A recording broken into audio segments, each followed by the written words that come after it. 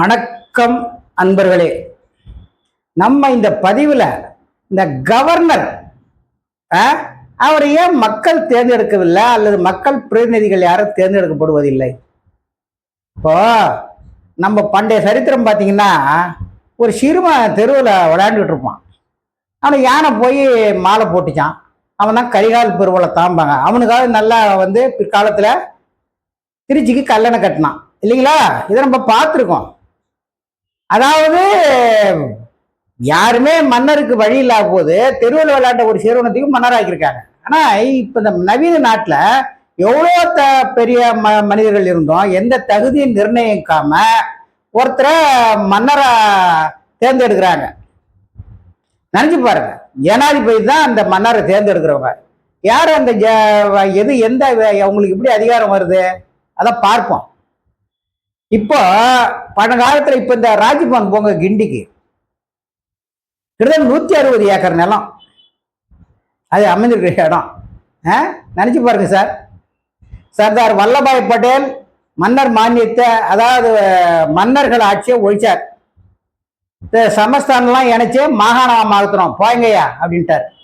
இந்திரா காந்தி ஒரு படி மேலே போய் என்ன பண்ணாங்க, மன்னர் மானியத்தையே ஒழிச்சாங்க. இப்ப ஏற்பட்ட நாட்டில் தான் நம்ம இப்ப இருந்துகிட்டு இருக்கிறோம். ஆனா ஆர்டிகல் 155 ஒண்ணு இருக்கு. அதுல ஜனாதிபதிக்கு ஒரு அதிகாரம் கொடுத்துருக்காங்க. என்னன்னா, அவங்க யாரை வேண்டுமானாலும் கவர்னரை அமைக்கலாமா. அதாவது ஜனாதிபதி நினைச்சா யாரை வேண்டுமானாலும் ஒரு 35 வயசு நிரம்பி இருந்தா போருங்க, அவங்கள கவர்னரா நியமிக்கலாம் அப்படிங்கிறது இருக்கு, மாநில கவர்னர்கள். இது சரியா? அதாவது ஒரு கவர்னர் என்பவர் இந்திய அரசியல், அதாவது அந்த ரேங்கிங் இருக்கு பார்த்தீங்களா, பிரதமருக்கு அடுத்த ரேங்கில் இருக்கிறவர். இப்போ ஜனாதிபதி யார் தேர்ந்தெடுக்கிறாங்க? எம்பிக்கள் எம்எல்ஏக்கள் தேர்ந்தெடுக்கிறாங்க. பிரதமரை அதே எம்பிக்கள் தான். உதவி ஜனாதிபதிய எம்பிக்கள். அப்புறம் மாநில முதல்வர்களை எம்எல்ஏக்கள். அதே மாதிரி ராஜ்யசபா எம்பின்னு சொல்லுவாங்க இல்லையா, அவங்களை யார் தேர்ந்தெடுக்கிறது? எம்எல்ஏக்கள். இப்படி எல்லாருமே நம்ம இந்தியன் கான்ஸ்டிடியூஷன்ல மக்கள் பிரதிநிதிகளால் தேர்ந்தெடுக்கப்படுறாங்க. அப்ப யார் மக்களால் டைரக்டா தேர்ந்தெடுக்கப்படுகிறார்கள்னா எம்எல்ஏவும் எம்பிக்களும் தான். அவங்க மற்றவங்களை தேர்ந்தெடுக்கிறாங்க. ஆனா இந்த கவர்னர் யார் சார் தேர்ந்தெடுத்தாங்க? நினைச்சு பாருங்க. அதாவது இவங்களுக்கு 150 அரசியல் சட்டம் 155 ஆர்டிகல் 155 பிரிவின் கீழ் வழங்கப்பட்ட அதிகாரத்தை பயன்படுத்தி இந்த அம்மா வழங்குறாங்க. இந்த அம்மா இப்ப ஜனாதிபதி லேடி இருக்காங்க வச்சுங்க. பொதுவா ஒரு ஜனாதிபதி எப்படி மாதிரி பண்ண, எப்படி அந்த அதிகாரம் கொடுக்குறாங்க? உண்மையிலேயே ஜனாதிபதி அந்த போஸ்ட போடுறாங்க இல்ல, பிரதமரும் உள்துறை அமைச்சரும் சேர்ந்து நமக்கு தெரியும். இப்போ இது ரொம்ப தப்பான ஒரு இது சார். அதாவது ஒரு ஜனாதிபதி பிரதமரே மக்கள் டைரக்டா தேர்ந்தெடுக்கும் போது இவங்களை மட்டும் அதாவது கவர்னர்களை மட்டும் ஏன் ஒரு ஜனாதிபதி நியமிக்கணும்? எந்த தகுதி இல்லாம.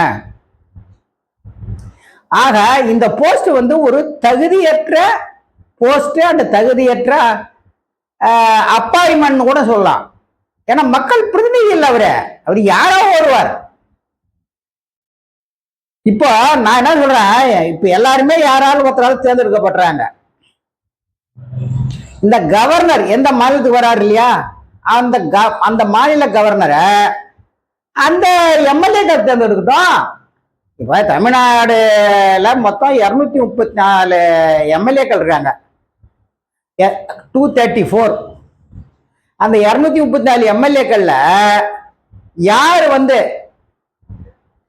எந்த கவர்னர் அதிகமான எம்எல்ஏக்கள் நம்பிக்கை பெற்றுக்காரோ அவர் ஜெயிச்சவர ஆகிட்டோம்.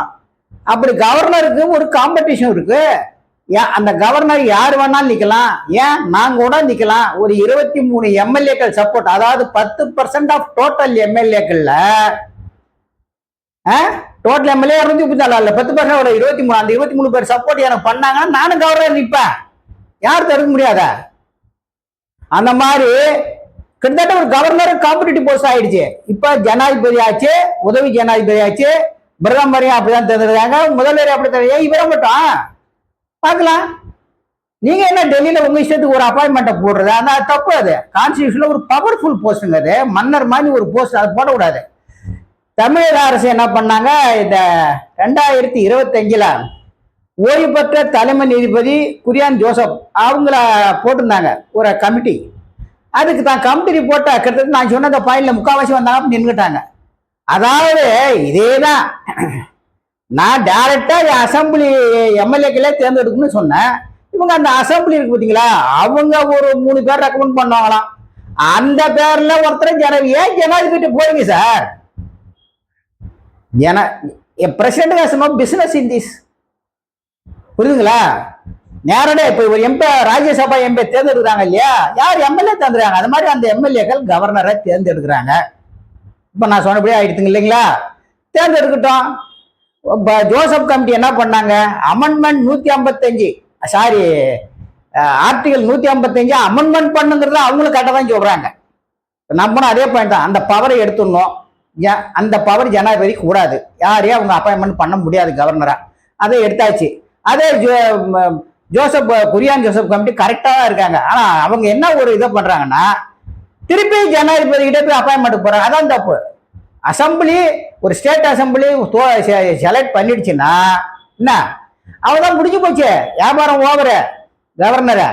ஆகவே கவர்னரை டைரக்டா மக்கள் பிரதிநிதிகளால் எம்எல்ஏக்களால் தேர்ந்தெடுக்கப்படணும் அப்படின்னா என்ன, இந்த ஆர்டிகல் 155 ஜனாதிபதி கொடுக்கப்பட்ட அந்த விசேஷ ஆர்டிகளை ஸ்கிராப் பண்ணிடுங்க, இல்லாட்டி அமெண்ட்மெண்ட் பண்ணுங்க, 2ல 1 பண்ணுங்கன்னு சொல்லி முடிக்கிறேன். நன்றி, வணக்கம்.